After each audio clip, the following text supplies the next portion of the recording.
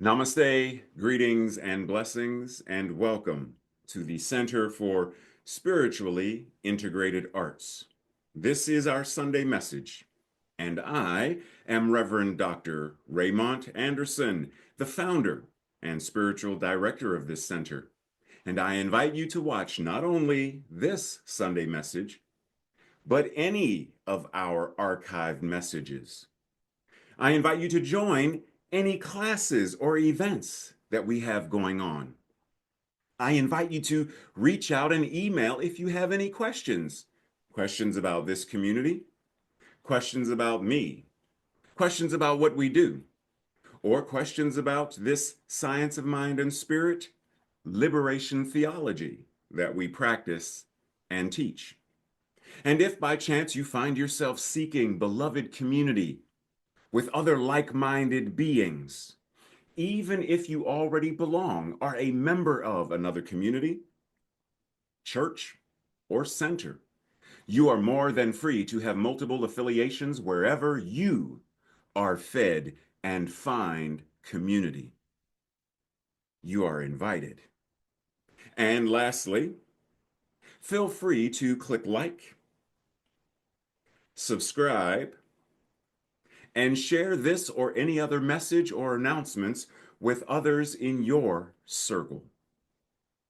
And with that, much appreciation, love, and blessings. Enjoy the message.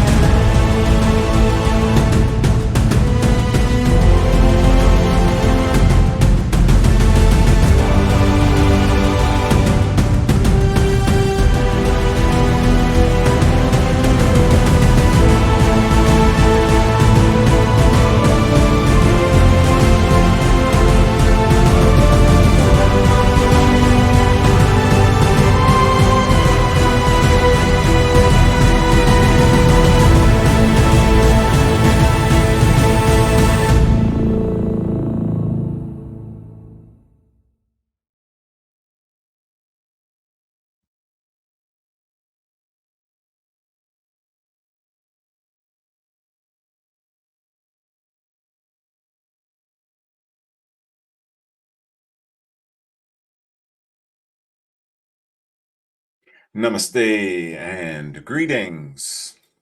And we're still together. This week, June 22nd, we start off with this idea that we are invited to celebrate both our unity and our diversity.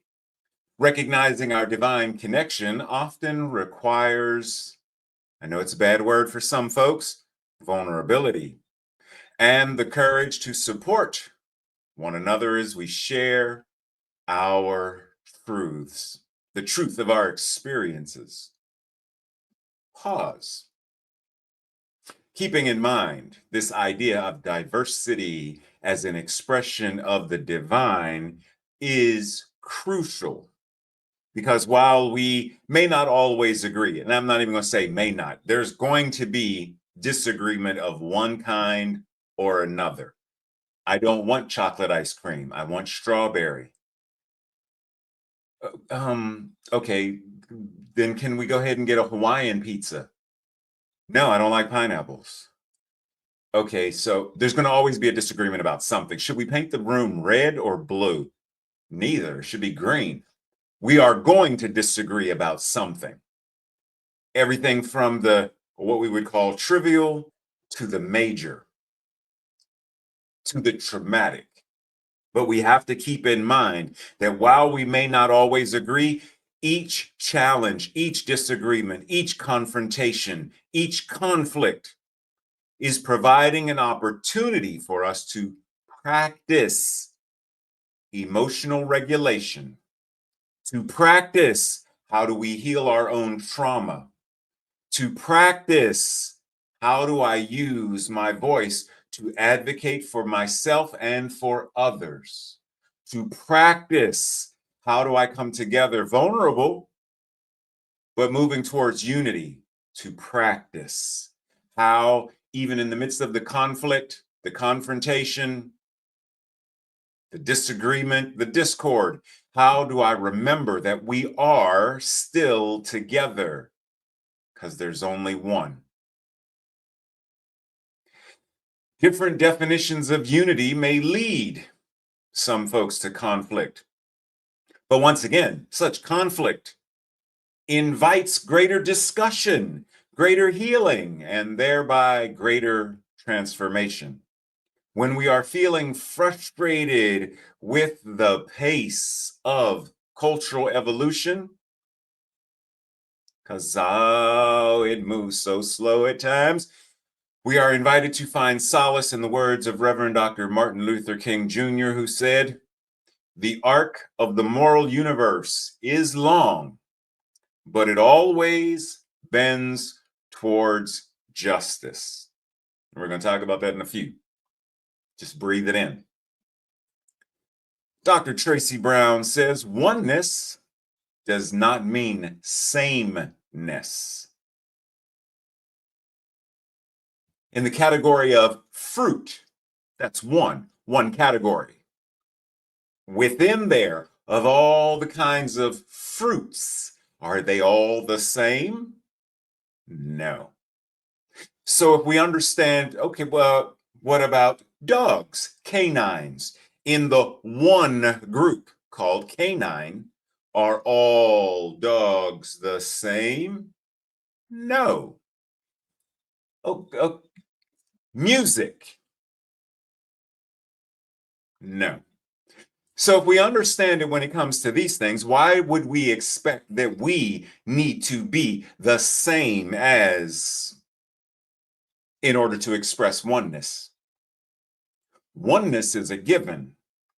Sameness tends to be a mandate. Hitler was mandating a degree of sameness that in order to be implemented meant genocide. Sameness is often a mandate that you need to look like us, act like us, be like us. Because if you're not with us, you're one of them, and them is the enemy. Oneness does not mean sameness. That is not the way the universe expresses itself. Breathe. So when we talk about unity, one, basic definition, it is a range of differences, a range of different things. It is a variety, a mixture of diversity. It's the green through me. Diversity is a range of differences, a range of different things, a variety of, a mixture of, contrast, multiplicity. Whereas unity is the state of being united or joined as a whole. It is harmony. It is to be of one accord. It is to cooperate, to move in concert. It is solidarity, peace, wholeness, oneness, integrity, cohesion, coherence. So when we talk about both unity and diversity, how are we identifying that within the diversity, various kinds of fruits, where do we find wholeness and oneness? Could it be that the thing that defines this as fruit versus vegetable is the integrity? It is the harmony of this thing called fruit? And not to say that vegetable is separate from, because now fruits and vegetables, one category, edibles, foods, nutritious, etc. When we identify, because this is one of the big problems we have with this idea of diversity, we think diversity means other, versus it is simply a difference. It is simply a contrast. A rainbow is a diverse blend of colors that work in concert, in solidarity, to represent or to express what happens when light is refracted through a prism. That's not discord. So the moral of this whole story between unity and diversity, the moral of this whole story comes down to one simple word: oneness. It is an expression of the divinity as it expresses in, through, and as all that there is, oneness. So when we talk about the beloved community, and when we talk about a world that works for all, that's what we're talking about: oneness. Beloved community, oneness. Global community, oneness. A world that works for all, oneness. How do we identify, recognize, celebrate, and honor? So even when we talk about the arc of the moral universe, as it says, is long, but it always bends towards justice, often attributed to Dr. King, was actually spoken originally by a Unitarian minister, Theodore Parker, as far back as 1871. And this quote, as it says, suggests that while progress toward moral justice may be slow and arduous, it is inevitable. Therefore, we should remain hopeful and believe that the world is in fact moving in a direction that favors fairness and equality.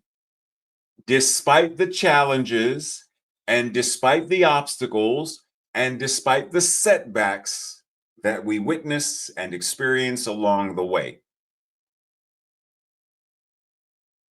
So, taking that in mind, one verse from the Bible that often comes to my mind, Isaiah 2:4. The Lord will mediate between nations and will settle international disputes. They will hammer their swords into plowshares and their spears into pruning hooks. Nation will no longer fight against nation, nor train for war anymore. Breathe that in. The Reverend Ray translation of this is, you are the Lord, Lord. You are the Lord who will mediate between nations and will settle international disputes so that they will no longer make or need weapons to use against another in anger or from hatred or fear. And the need for war will become extinct. Breathe that in. This is our invitation to understand, referencing the arc of the moral universe. The arc of the moral universe will bend towards justice, but only if we are the ones who bend it. So when this says you are the Lord, Lord, of course, it's an acronym.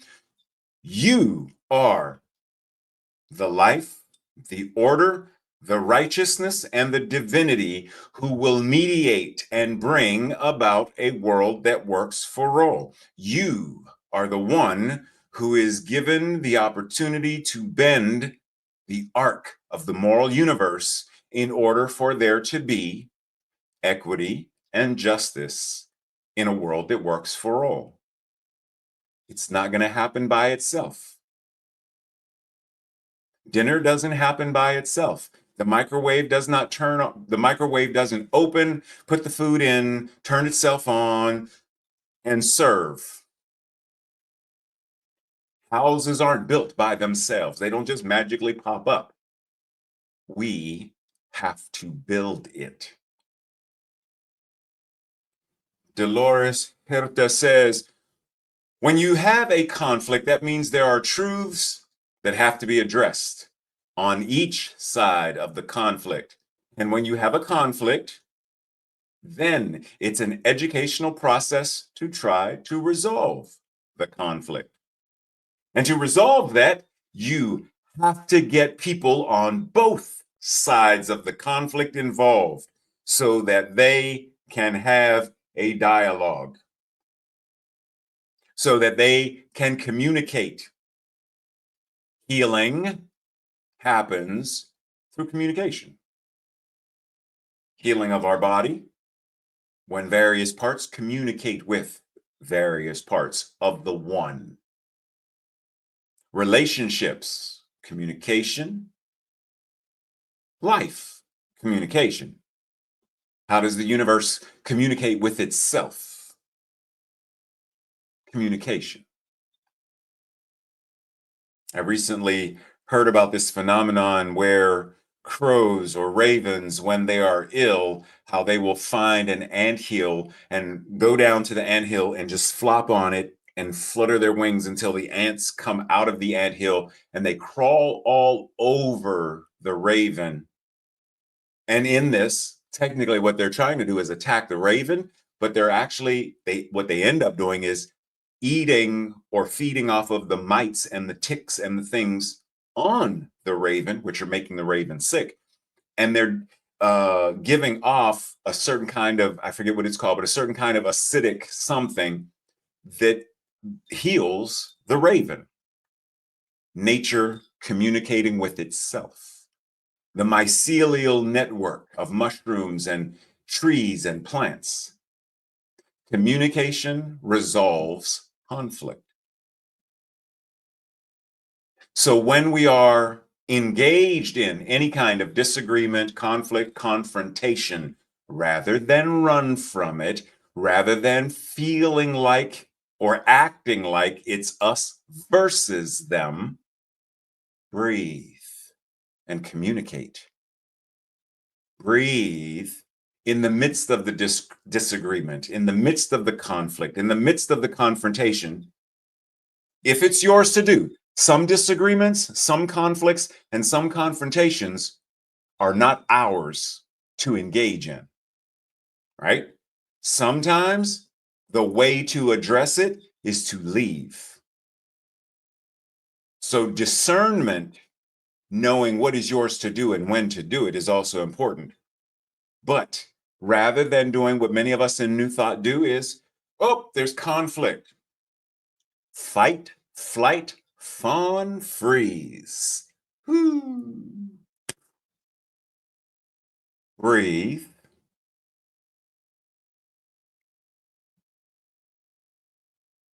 It's not us versus them. Keep communicating. And eventually, what we find is agreement, even if there's still disagreement. We come to a place of, can we agree on this? We continue to communicate, we collaborate, and we cooperate with one another because we are no longer adversaries, but we are partners. It moves from us versus them to we. We are in this together.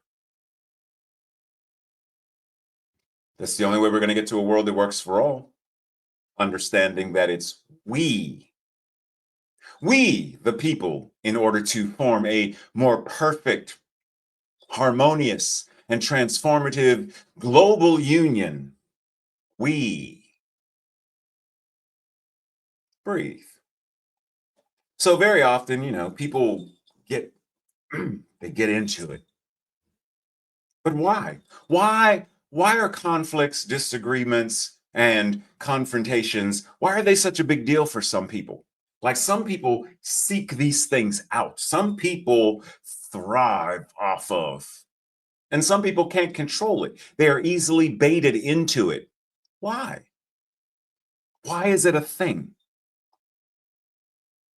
Swami Vivekananda says all differences in this world are of degree and not of kind, because oneness is the secret of everything.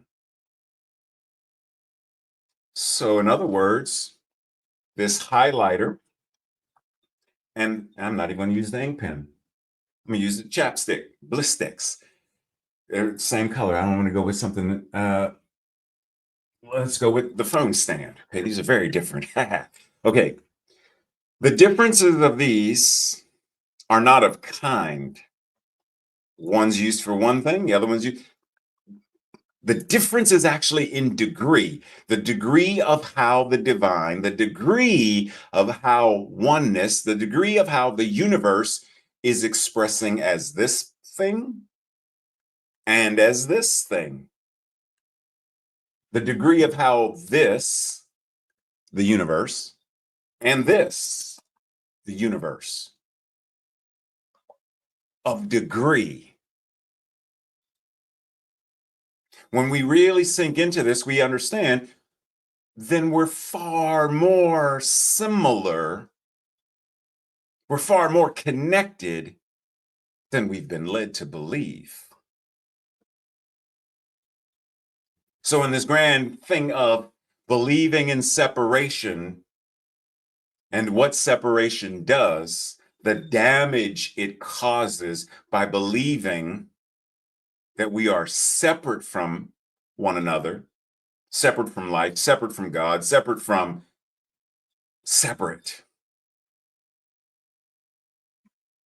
At the root of this is one of the greatest things. This causes war. This causes genocide. Believing that they need to be eradicated in order for us to thrive. Separation. The consciousness of that, breathe. It is necessary for us to see that unity does not mean uniformity, and that the changeless nature of the original mind in no way imposes monotonous, same old, monotonous action upon it. The original mind expresses diversity. It expresses the vast myriad of, not the monotonous, same old. So unity does not mean uniformity. It does not mean sameness. It does not mean monotonous. A symphony works in unity. playing a diverse set of instruments, playing a diverse series of chords and notes, but communicating in harmony a beautiful piece of music. If everyone in the symphony played the same instruments and the same notes, it's not going to sound the same. You need the oboes and the flutes and the violins and the cymbals and the percussions you need all of this for the symphony to be what it is, for the music to be what it is. It's not meant to be. Life is not meant to be uniformity, sameness, monotonous. And yet, many of us have slipped into the zombie consciousness of, rather than being engaged in life. Go back, it's a trap. As the black sheep turns around to go back. The black sheep usually doesn't follow the crowd because every once in a while, the crowd is literally going the wrong way in mass. It takes the black sheep to stand out and say, hey, I think we're headed off a cliff. They may be labeled the outcasts or the rebels, but in reality, they're the ones who are brave enough to challenge the status quo and forge their own path. So let's celebrate the black sheeps in our lives. Let's embody the black sheep, the ones who inspire us and the ones that we can become to inspire others to think differently, to question the monotonous norms, to question the monotonous way that consciousness of the collective would have us stuck on repeat, and let us embrace our individuality as an expression of the divine. So let us recognize what is the wrong way, and let us turn rather than proceed beyond this point. Let us recognize all of the ways the wrong way shows up. The way the collective consciousness has and continues to show up in harmful, othering, and dangerous ways. It shows up as the herd mentality, the cult mentality, the mob mentality. It shows up as race consciousness or the collective consciousness. And it operates in very insidious, sometimes overt, and many other times covert ways. What are we doing about it? Well, in order to address it, number one, we have to identify it. You can't put out a fire that you cannot find. Breathe. So this is an interesting read that I'm going to offer that at some point you can come back, screen capture it, or send an email and I'll send it to you. But there's an article that says why we follow the crowd even when we know better. And there's a variety of things mentioned in here, but it's this idea of we want to be accepted. We want to be a part of. And so we follow the crowd, even when the crowd is going somewhere harmful. Firefighter Josephs, who is in danger in this situation? Everyone in the building and everyone in the nearby vicinity. See, it's easy to think that, well, the only people that are in danger are the ones who are on that floor or near that room. No, everyone in the building is in danger. And everyone in the nearby vicinity is in danger. Could be in danger of explosions, in danger of falling debris, in danger of smoke inhalation, in danger of so many things. It's not isolated to one room or even one floor. Racism is not isolated.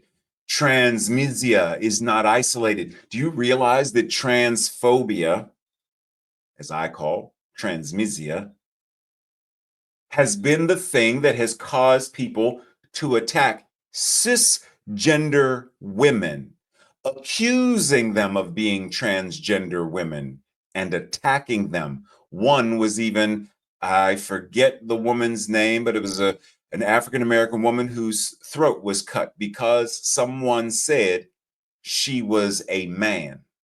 She wasn't. She wasn't transgender. But the consciousness of this, it's not isolated to one room or one floor. The things that are preventing a world that work for all are not isolated to one room or one floor. So when your building is on fire, it doesn't matter what floor you are on. You are affected. Doesn't matter. Doesn't matter where you are, you're affected. Doesn't matter where you are, no matter where in the world you are, the world is on fire and we are all affected now. So the question is, what are we doing to extinguish the fire and heal and treat the burn victims and those with racial inhalation, toxic patriarchal inhalation? What are we doing to heal the world? From the Three Musketeers, we are probably all familiar with the phrase, all for one and one for all. Yes, but what if we thought about it this way? The all is one and each one is the all. Once again, when we start to change the language and we use language in a way that identifies our oneness, our connectivity, we communicate in that way, then we understand that the all, God, the universe, it is a oneness. There aren't two gods or five. There's one God, one universe, one life, and everything in it is it. There are many human beings in the allness or the oneness that we refer to as humanity. And no matter how many humans are born or how many die, the oneness that is humanity applies to every single one of them, no matter what. Nothing they could do puts them outside of humanity. I've stolen a great many dog treats, so now I am no longer classified as human. I am wolf. What? No, doesn't work that way. I am now mushroom. No, doesn't work that way. But I am now apple seed. No, you might think you are, but you're not.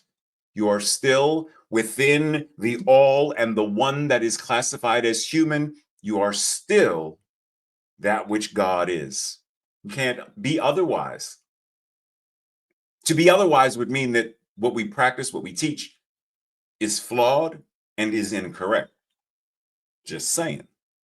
So once again, referencing the arc of the moral universe will bend towards justice, but only if and when we bend it ourselves.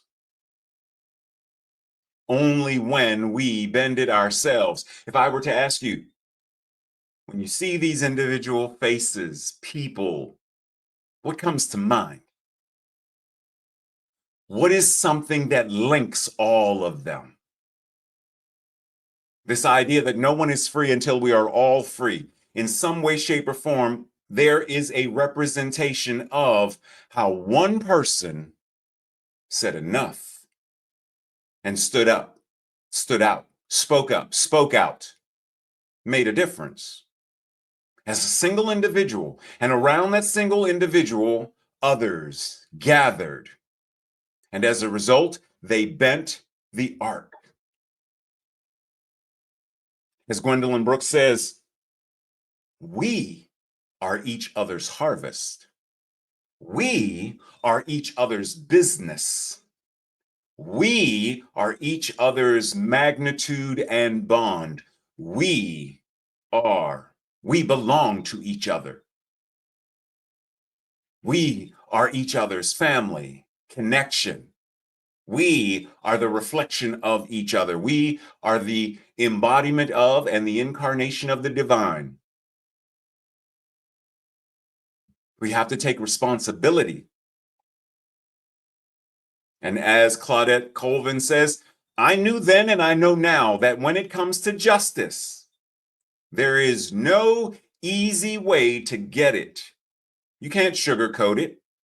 You have to take a stand and say, this is not right. And that's what I did. Do you know who this young woman is? Or was? This is many years ago. If you don't, I invite you to do a little bit of research because you might be shocked. Now, one of the key things, once again, referencing this idea, you have to take a stand and say, this is not right. How many things do we see happening in the world today that many of us are silent about? This is what we are bound by principle to do. Say this is not right. After all, this is what we do in prayer. We don't pray, do spiritual mind treatment, and woe is me. We identify the thing that is not working. We say, this is not right. This is not the truth. And we speak that which is the truth. So if we can do this in prayer, because that's what principle and spiritual practice calls of us, then why would we not do it? Because if not us, who? And if not now, when? When will we start? Well, first, who's going to create a world that works for all? Are we waiting for them to do it? Are we waiting for the politicians to do it? Are we waiting for the clergy to do it? Okay, fine. We're waiting for someone else to do it. Fine. But it's not now, so when? The arc of the moral universe. But only if and when we bend it. Familiar with Cain and Abel, right? So the Lord said to Cain, where is, I don't know why I'm doing that voice for God, but where is your brother, Abel? I don't know. Am I my brother's keeper? He had an attitude with God. So we're familiar with this story. Well, there's a deeper level of this, which we're not going to get into right now metaphysically, but we're going to do a remix of it. Am I my brother's keeper? Am I my sister's keeper? Am I my gender fluid, gender rich, non binary siblings' keeper? No, I am them, and they are me. We are each other's harvest. We are each other's. There's only oneness. We have to start taking care of one another in order to create a world that works for all. And in order to do this, it means oftentimes being vulnerable enough to stand out and love no matter what, to stand out and shine, to stand out and speak. This is not right. Even when others will call you a misfit, an outcast, a rebel, when they will accuse you of, so what? Are you rooted in principle? Are you acting from spiritual truth and values? Then what they call you matters not. As Bob Marley says, one love, one heart. Let's get together and feel all right. And when we get together, it's because we're getting together to do what is right. Because we understand there's only one love, there's only one God, there's only one life, there's only one mind, there's only one, and what it is we are. But we have to act like it. Life must be one and that one, in order to be expressed, must be many. But the many, in order to exist, must live in the one. Life, which is one, shows up as the many, but no matter how many, it is still one. What I said about humanity, same thing. So think about all the times that you other and realize that there is also the aspect of, but I am because we are. I am who I am because of all of the people who have impacted my life one way or another. I am because we are. This concept of Ubuntu is an ancient African word which means humanity to others, but it also means that which I am because of my community, because of who we all are. We are each other's harvest. Nelson Mandela said, in Africa, there is a concept known as Ubuntu, the profound sense that we are human only through the humanity of others. That if we are to accomplish anything in this world, it will be in equal measure. It will be in equal measure. It will in equal measure be due to the work and achievement of others. Archbishop Desmond Tutu said, a person is a person through other persons. None of us comes into this world fully formed. We would not know how to think or walk or speak or behave as human beings unless we learned it from other human beings. We need other human beings in order to be human. How are we being a world that works for all to then think and walk and speak and behave as those who know in order to create? I am what I am who I am because of who and what we are as a collective Ubuntu who know and live in a world that works for all. A person with Ubuntu is open and available to others, affirming of others, does not feel threatened that others are able and good, for he or she has a proper self-assurance that comes from knowing that he or she belongs in a greater whole and is diminished when others are humiliated or diminished, when others are tortured or oppressed. Ubuntu says that my heart aches when I hear about or read about or anything about genocide, the Palestinians, when they are tortured or oppressed, when they are humiliated or diminished. I feel what Hitler did to the Jews and all of those people. I feel because I am because we are. The people in the Congo who are forced to mine and dig just so we can have smartphones. I feel because that's what Ubuntu says. Ubuntu says that when I hear about a transgender woman being harmed in any way, I feel. When I hear about a cisgender woman being accused of or being hurt or harmed, I feel. School shooting, no matter where. I'm not in California, but if I hear about it, I feel.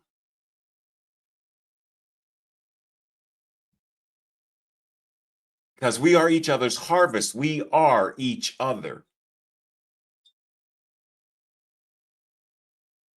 That's how we create a world that works for all, by understanding our sacred oneness, the connection for us all. So when you see this image of these people, how many people do you see? If I ask you to count them, how many do you see? What about now? How many people do you see? You said, what? Okay, hold on. Okay, that's fine. Come on, let's go back. How many people do you see? Okay. And once again, now, how about now? How many people do you see? And no, I don't expect you to actually count because I know some of y'all like Tracy are probably like 1, 2, 3, 4, 5. The point is, how many humanity do you see? No matter how many heads, how many bodies, all of them fall into one humanity, are they not? One single category called humanity. So rather than focusing on, yes, we can talk about each other's race and ethnicity, yes, but understand that humanity is at the foundational root of that. And that love is our religion. Love is the thing that connects us. Religion coming from the term to be yoked together, to be bound together, to be connected to one another. Love is the thing that connects humanity as the divine. Even within the word humanity, there is unity. And we understand that this is an expression, a divine incarnation of all of us, and everything is a divine expression of God.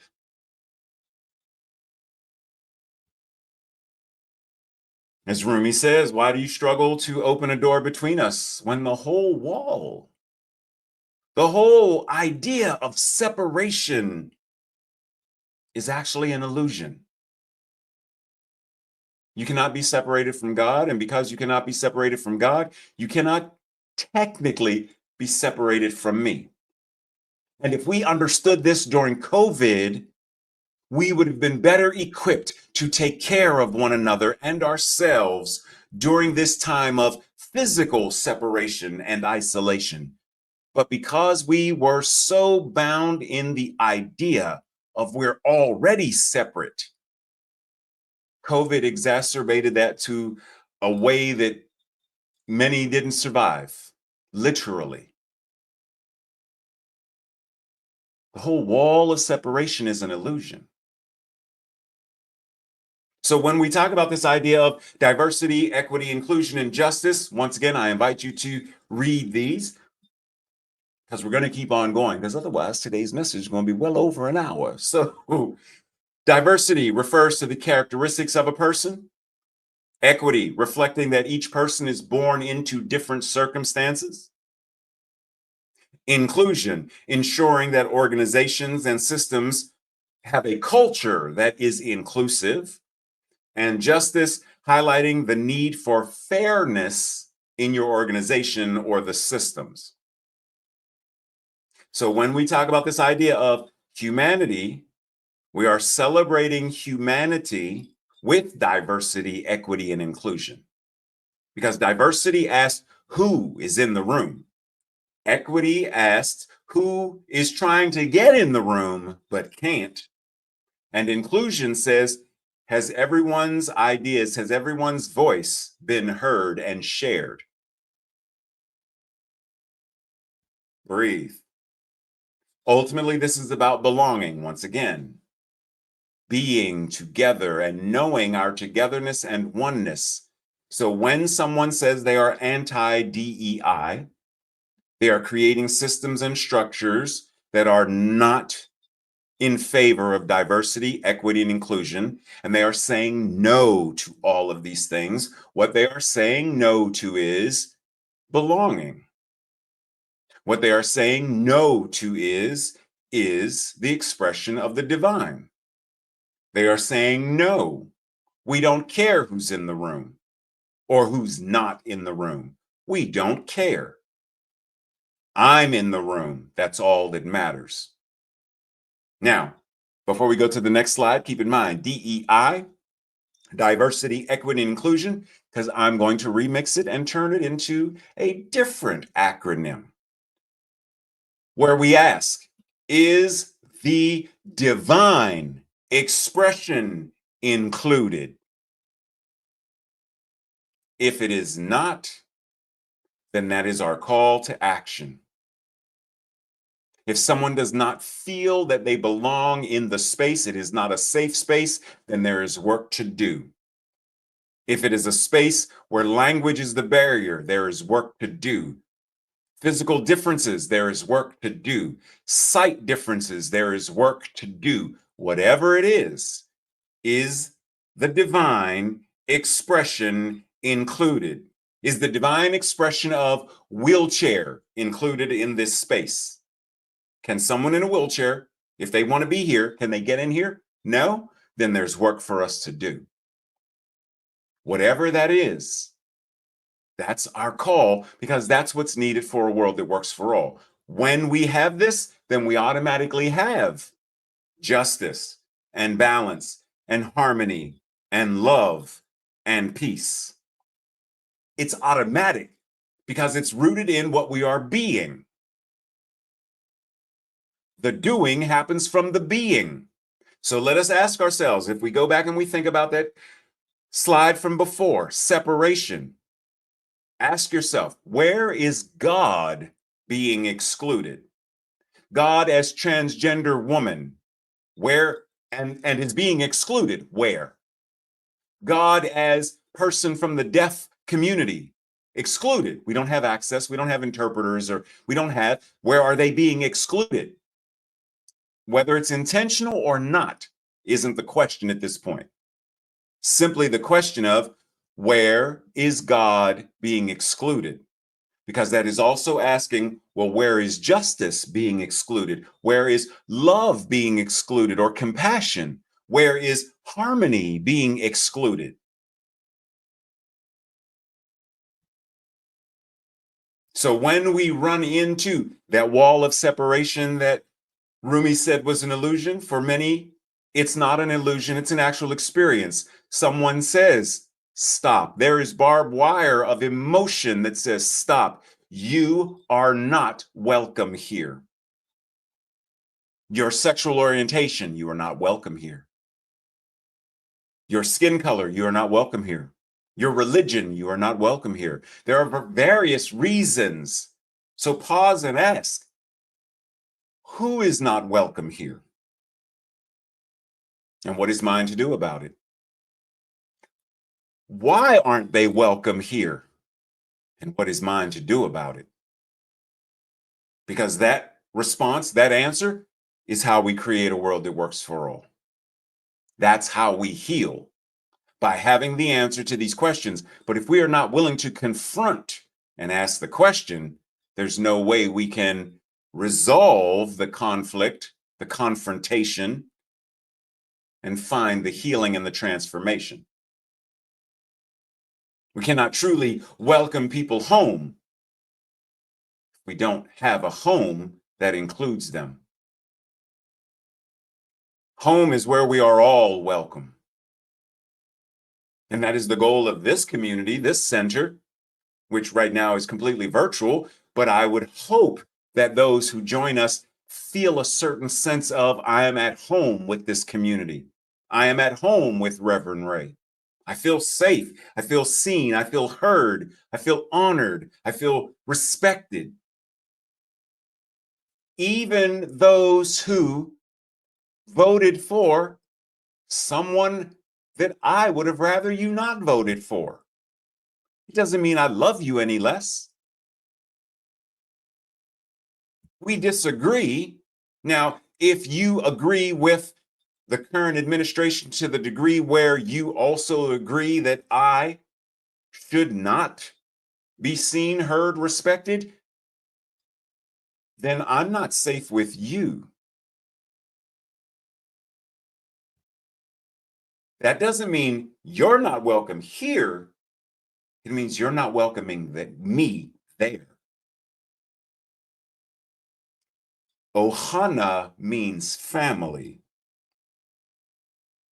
Are we creating the beloved community, which is the beloved family, where we understand what it means? Breathe. Where we understand what it means to come together, to bend the moral arc of the universe so that we all benefit. The arc of the moral universe is bending towards justice today because I have chosen to bend it today. I have chosen personally to do the work. Have you? The Science of Mind and Spirit 4.0 offers us a path, practice, and way of being that is rooted in divine oneness and unity to ensure that diversity, equity, inclusion, belonging, and restorative justice is the experience of all. No child left behind at one time was the educational mantra.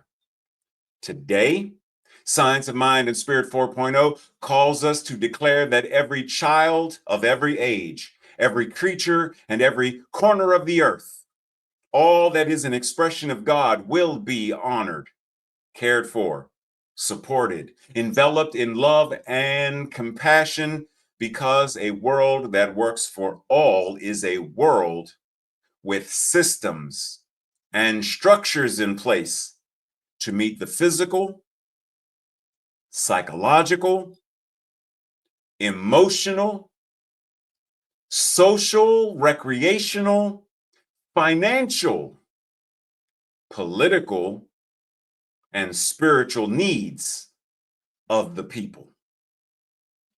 Ubuntu. We are one.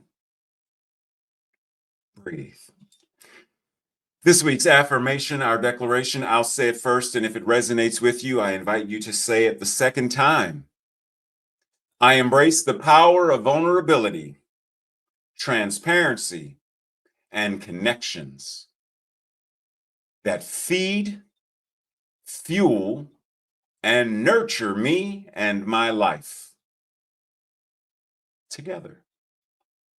I embrace the power of vulnerability, transparency, and connections that feed, fuel, and nurture me and my life. Breathe. And so it is. This week's journal questions or Thursday night study group questions. How do I navigate conflicts, disagreements, and confrontations? And what are specific ones that I tend to avoid more, such as political ones, religious ones, and why those? Number 2, what kinds of people make it hard to see unity and oneness, etc., God? What can I do to improve my ability to see them in ways that can foster and create a world that works for all? How do I change my perception of them and see more truthfully? How can I foster Ubuntu more consciously? In what situations do I tend to act like that won't affect me? Transgender women being denied access to sports, that won't affect me. Number 5, what can I do to reduce the likelihood of my being sheeple? And how can I help wake others up from their zombie consciousness? Number 6, what are some of the ways that I personally go against the grain? That I am that black sheep that says, hey, stop, we've been approaching a cliff, turn around. What are some of the ways that I purposefully go against the grain? And then lastly, what was the most challenging concept or practice that was shared in today's Sunday message? All of it, Ray, all of it. This week's The Practice should have some theme music playing. Have a conversation where you explain how diversity, equity, inclusion, and justice is, in fact, a spiritual practice, and how it is in direct alignment with our teaching of Science of Mind and Spirit 4.0. Have a conversation. Remember, communication is the pathway to healing. If we can't have conversation about this and we can't explain it, then what are we doing? And Master Yoda, don't forget the new Colossus. The what now? The new Colossus. This is an added bonus. For anyone not familiar with Emma Lazarus and her poem, The New Colossus, I invite you to come back to this and look it over and connect it with today's message, today's questions, and what is there for you to do regarding a world that works for all. Breathe. As we simply enter into that space of infinite awareness, where today's prayer is simply, Amen, there is one, and what it is, I am. All that I am is a divine expression of this one, this infinite oneness, expressing in, through, and as all that I am, all that we are, Ubuntu. I am because God is, we are because God is, and what it is, we are. Never separated, never isolated, not from it. And so in knowing this, I step into a greater and greater and greater upgrade of what is mine to do. Who am I choosing to be? How am I choosing to show up? How am I choosing to act? How am I choosing to live as my amen? Moment by moment, breath by breath. How am I being a place where others call home? How am I fostering and nurturing a space and an environment where everyone says, I belong, I am home, we are welcome, we are one. And so we breathe and allow that energy, the energy and the power that says, I am choosing to bend the arc so that all are welcome here. All are experiencing a world that works for all. That is my amen in this moment, right here and right now. I know it is done. I know it is so. And so it is. And so it is. Namaste, blessings, much love and appreciation. One more week for June. I hope you are out there celebrating Pride in one way, shape, or form. Come on now. June's on. I mean, of course, Pride is every day. I mean, that's what we do. But come on out. Get out with the community. Celebrate, honor, and love yourself and one another. See you soon.